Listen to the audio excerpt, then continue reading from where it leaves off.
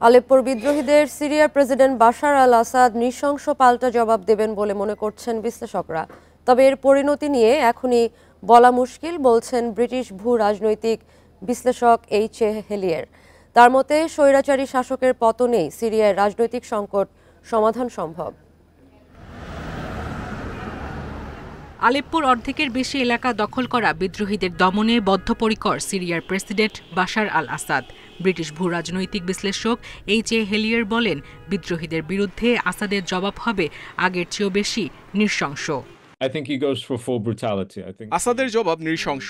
তিনি যেভাবে পারবেন সেভাবেই বিদ্রোহীদের অগ্রযাত্রা ঠেকাবেন। কিন্তু প্রশ্ন হলো এর শেষ কিভাবে হবে, কারণ এর জন্য আসাদকে কোনো না কোনো রাজনৈতিক প্রক্রিয়ায় যেতে হবে। অবশ্য এখনই এটা বলা মুশকিল।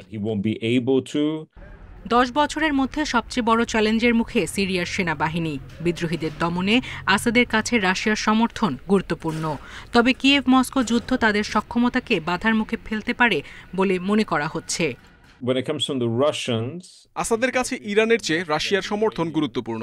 সিরিয়ায় ইরানি স্থাপনায় ইসরায়েল আঘাত হানতে পারে।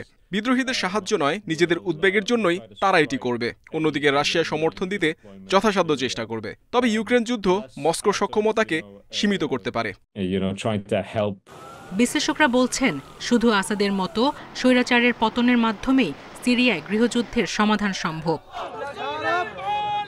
27 নভেম্বর আকস্মিক হামলা চালিয়ে সিরিয়ার আলেপ্পো ও ইদলিবের নিয়ন্ত্রণ নেয় বিদ্রোহীরা। এরপর থেকে সেখানে পাল্টাপাল্টি হামলা চলছে রাশিয়ার বিমান হামলাও।